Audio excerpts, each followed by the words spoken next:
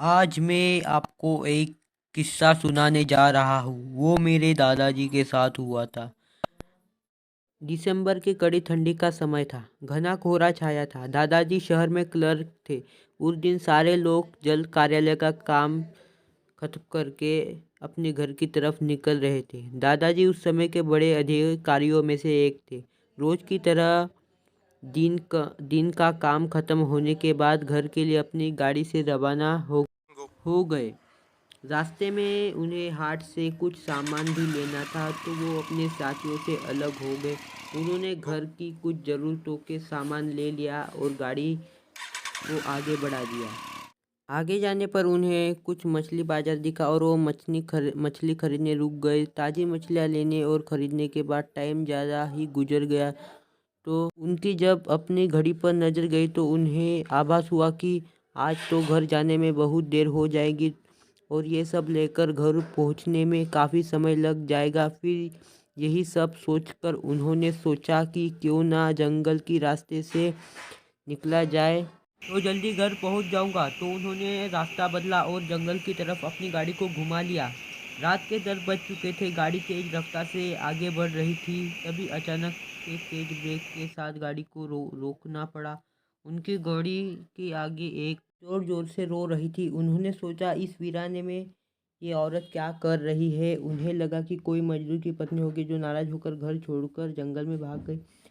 उन्होंने पूछा कि यहाँ जंगल में तुम क्या कर रही हो, लेकिन उसने कोई जवाब न देकर जोर जोर से रोने लगी। सारे जंगल में उसकी हू हू शिकायत गूंज रही थी। फिर दादा ने पूछा, तुम्हारा घर कहाँ है, लेकिन वो कुछ न बोली।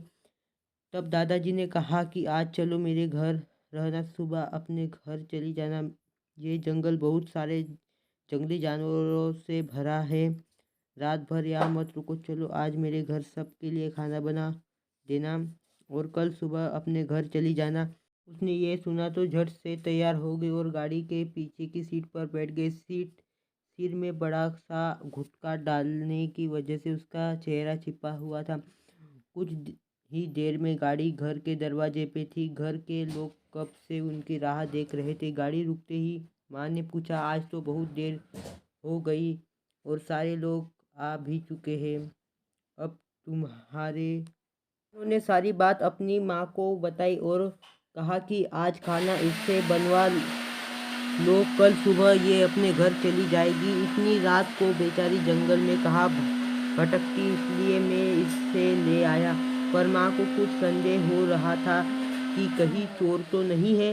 रात को सोने के बाद या खाना बनाते समय घर के सामान ही चुरा कर ना ले जाए। पर बेटे की बात को कैसे माना करती। उन्होंने उस औरत को कहा, देखो आज तो मैं रख ले रही हूँ, लेकिन कल सुबह होते ही यहाँ से उठकर चली जाना और जाओ रसोई में ये सामान उठा कर ले जाओ और खाना बना दो। उसने फिर से जवाब नहीं दिया, बस हू हू की ध्वनि ही बाहर आई और वो सारा सामान लेकर माँ के पीछे दो चल गई। रसोई में सारा सामान रखा कर माँ ने उसे खाना जल्दी बनाने की सख्त सख्त हिदायत दी और वहाँ से चली गई। लेकिन उनका मन कुछ परेशान सा था। फिर 5 मिनट में रसोई में उसे देखने चली गई कि वो क्या कर रही है और उसका चेहरा भी देखना चाहती थी। लेकिन वहाँ पहुँची तो देखा कि वो मछलियों का थैला निकल रही थी। उन्होंने बहुत ज़ोर से गुस्से में कहा, यहाँ सब खाने का इंतज़ार कर रहे हैं और तुम अभी तक मछलियों का थैला ही निकाल रही हो। कल सुबह तक बनाओगी या क्या? उसके सिर रही हो, फल कल सुबह तक बनाओगी क्या?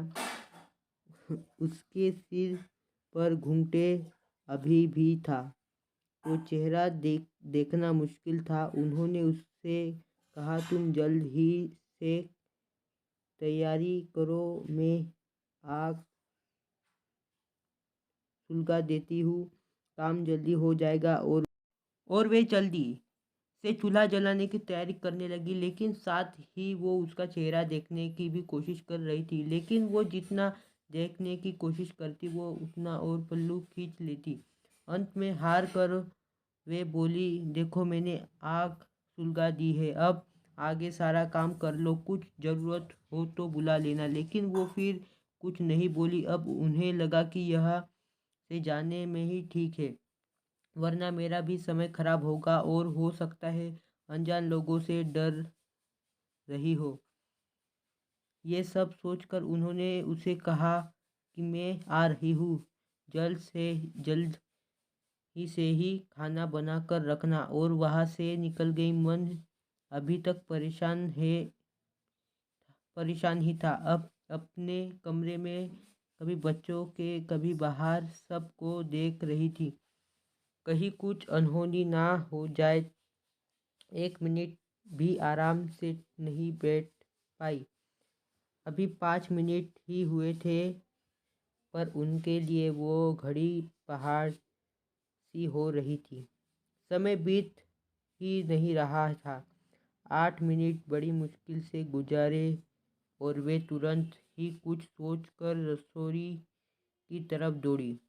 और वहां पहुंचकर जैसे ही उन्होंने रसोई घर का नज़ारा देखा, उनकी आंखें फटी की फटी रह गई। उनके पैर बिल्कुल ही जम गए थे।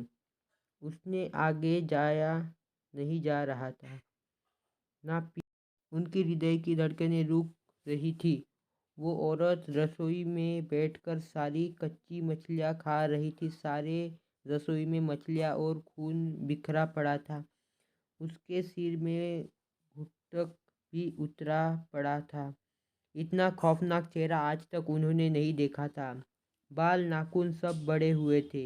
मछलियाँ खाने में मगन होने की वजह से कुछ ध्यान में नहीं था, और खुशी से कभी दो आवाज़ों भी निकल रही थी। हू हू सी आवाज़ गूंज रही थी रसोई में, पिछवाड़े में होने वाली वजह से। और लोगों का ध्यान इधर भी नहीं आ रहा था। माँ को भी कुछ नहीं समझ आ रहा था कि चिल्लाने से घर के लोगों को कुछ नुकसान ना पहुंचाए। वो चुड़ैल से अपने घर को कैसे बचाए, उन्हें समझ नहीं आ रहा था। बस भगवान का नाम उनके दिमाग में था। अचानक से वो आगे बढ़ने लगी उसकी तरफ, और झट से एक थाल लिया और चूल्हे की तरफ दौड़ी। उस चुड़ैल की नज़र भी माँ पर पड़ चुकी थी, तो वो भी कुछ सोच कर उठी अपनी जगह से। माँ कुछ देर नहीं करना चाहती थी। उन्हें पता कि आज अगर जरा सी भी लापरवाही हुई तो अनहोनी हो जाएगी। उस चुड़ैल के कुछ करने से पहले ही उन्हें चूल्हे तक पहुंचना था, और चूल्हे के पास पहुंचकर उन्होंने जलता हुआ कोयला थाल में भर लिया और चुड़ैल की तरफ लेकर जोर से फेंका। आग की जलन की वजह से वो अजीब सी डरावनी आवाज़ें निकालने लगी। अब तो उसकी आवाज़ें बाहर भी जा रही थी। सारे लोग बाहर से रसोई की तरफ भागे।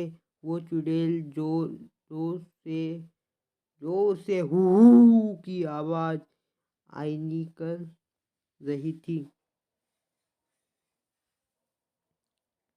और पूरे रसोई में दौड़ रही थी, और माँ को पकड़ना भी चाह रही थी। लेकिन अब सारे लोग रसोई में आ चुके थे, तो लोगों की भीड़ देखकर वो भी डर गई। लोगों की भीड़ को ठेलते हुई वो बाहर जंगल की तरफ भागी, और सारे लोग ये मन डरे सहमे से खड़े थे, और मन ही मन माँ की हिम्मत की दाद दे रहे थे तो ऐसे छुट्टी चुड़ैल से पूछा।